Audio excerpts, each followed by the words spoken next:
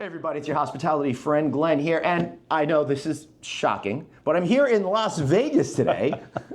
I'm just back. I was only here 2 weeks ago. Before I introduce or reintroduce this amazing guy, I want to thank our friends over at Actable. Actable gives you the power to profit. Make sure you check them out at actable.com. So I'm lucky enough today, the one and only Tony Yousfi, Chief Sales Officer here at the massive Venetian Palazzo Complex here in Las Vegas. Great to see you. Good to see you. Man, so I rolled into town yesterday and EDC is wrapping up, and I was here 2 weeks ago and it was a whole other different thing.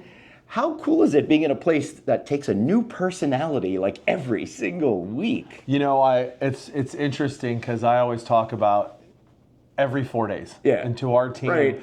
It's every 4 days, whether our life changes, whether it's a new group, new personality, new event, and it's something amazing that your job really, it's every 4 days it's something absolutely new. And this one is a treat. At least they had some fantastic weather this time around. What's not fantastic is Dead & Company played on either side of the 2 weeks I was here.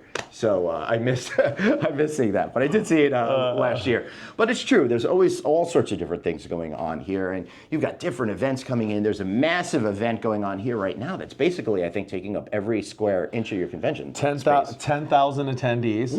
We're sold out over the next 3 days. High security, as you can. Oh, yeah, I had trying to get into the sales offices, which are by the convention center, with my suitcase was a delightful experience. It's an exciting time. We have a massive convention in the city. Has a big citywide in. This week is absolutely booming, and I mean, it's wall to wall. Yeah. So what's weird is because I was here, like I said, 2 weeks ago. I was here in December. I'm here now. All I see is people, people, people. But then I read in the press that this market seems hurting, but I don't see where that's coming from. You know, the narrative. I think it's an interesting topic right now. But when you look at our city over May, June, over the next 2 months, there is no stopping. You know, Vegas, July and August, it's always July and August. And I've been here for 25 years. And it seems like it's a new revelation every single year, whether we talk to our revenue managers or whether we talk to our owners. When it's 110 degrees out, you get a little less people coming into the city than you normally do when it's 82 degrees and beautiful. Yeah, which is right now, although we're going to be hitting 100 very, very soon this week. So what's going on here in the facility? I know that you've been trying really hard to get this renovation done, but it's really a multi-year project because trying to slot it in is kind of difficult in between all your events. We're coming in.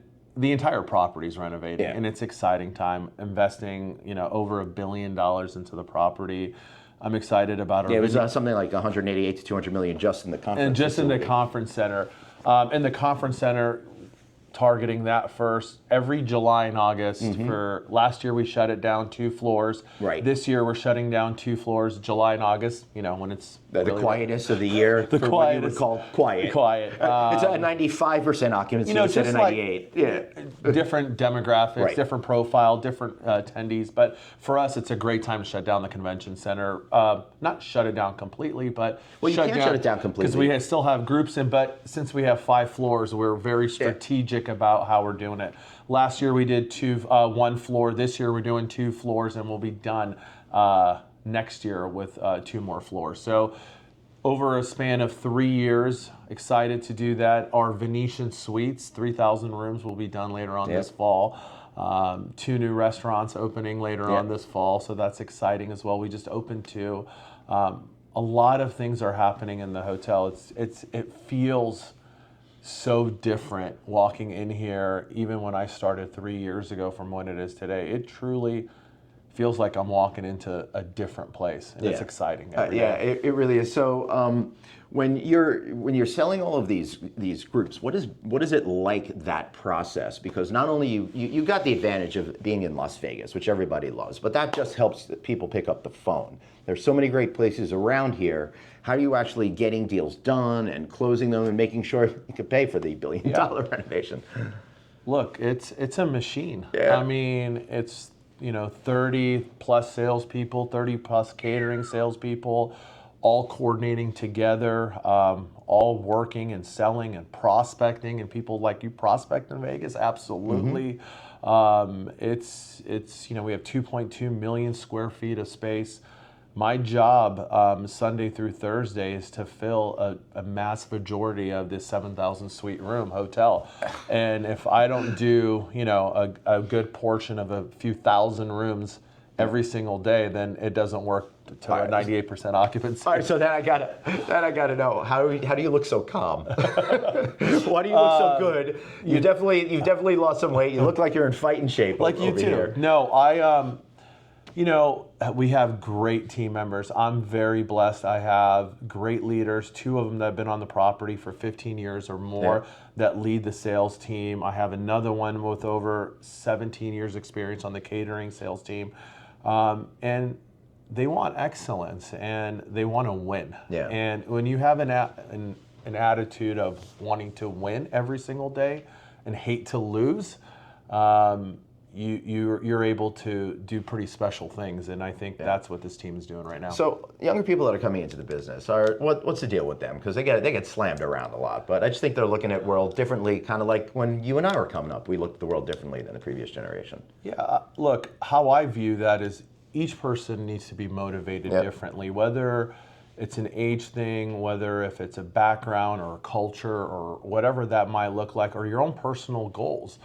I think as leaders, when we spend a few minutes every single week getting to know our people, and not just rely on everybody else, but really get in there and be like, what drives you? What do you want in life? Right. Tell me, let's try to really go after it. What are you, what are the things that we want to work on? And what do we want to get better on? And I think that makes a big difference with the younger group. But could you teach someone how to hustle and have grit and fortitude in order to see it through and take those no's like they don't mean anything? I think if you allow, I always talk about it, you got to allow people to go for it and fail at the same time. Our job as leaders is to build these, I call safety nets.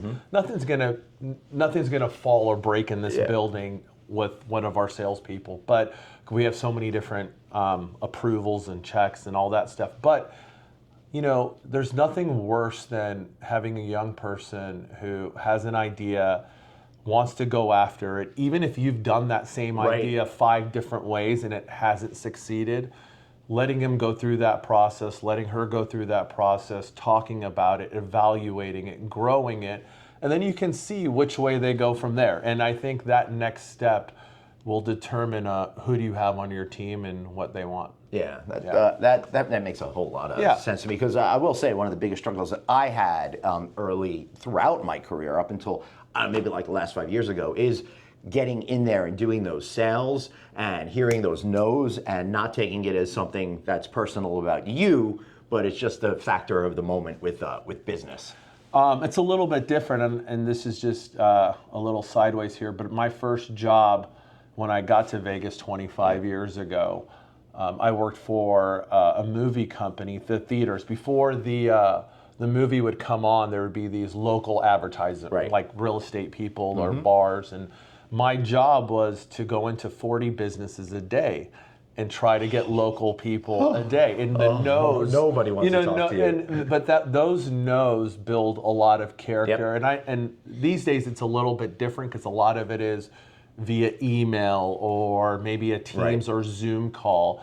That's why I challenge our people to talk people, like look at people and get the no in their face. It's a little bit harder face to face. Yeah, it sure is, but it's so important. I mean, I've my whole career has been being on the road and getting to know people and build trust and relationships and stuff like that. So they'll be at least more receptive to hearing what you say out there. So it takes time, no matter what. But all right, so I want to switch gears back to this whole city. You're trying to fill all of these rooms, but sometimes you got these massive citywide experiences. The EDC, which was just here this weekend, F1 in the fall, those kind of things. How does everybody coordinate in the city to make sure that everything is running smoothly, so you're not missing out on an opportunity and booking a different type of event when another massive event is coming and all that kind of stuff? You know, we're very lucky. We have a great convention, our LVCVA, Las Vegas Convention Right. Center. That team. Not only do they do the advertising for the city, but they run the main convention center. That's correct. And they help coordinate the leaders among the properties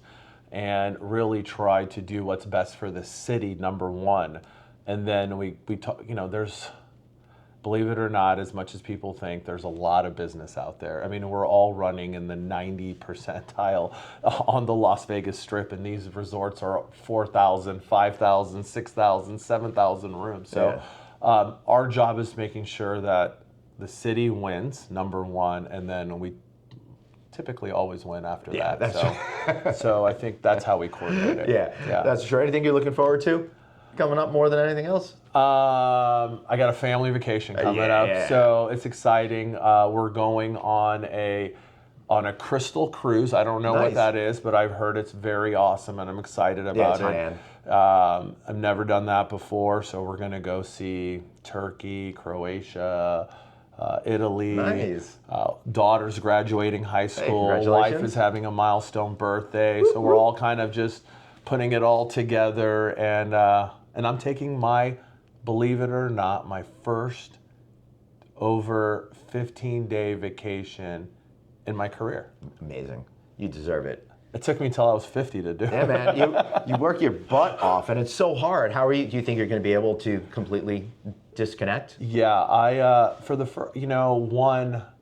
have an unbelievable, I say that, boss who's great, and he's so supportive on a lot of things, but more than ever, I just have a great team.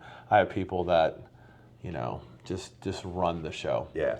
And my rule of thumb is I told the wife if I can at least check email in the morning and the night one time, I'm good to go. So. Yeah, that's how I am. Plus, I'm cursed with having to get up early before the entire family, so I got nothing else to do anyway. So if I could balance that out, and then it'll put me at ease. Not like the place is gonna be fine without me, but it'll completely fall apart. You've gone 16 days, fortunately you're just in there under the wire. Man, I love coming here because every single time, like you said earlier, there are changes. It's always different. You're always reinventing yourself, but to me, no matter what, you're really just democratizing luxury for all the masses out there to really have the ultimate Vegas experience. I love our industry. Yeah.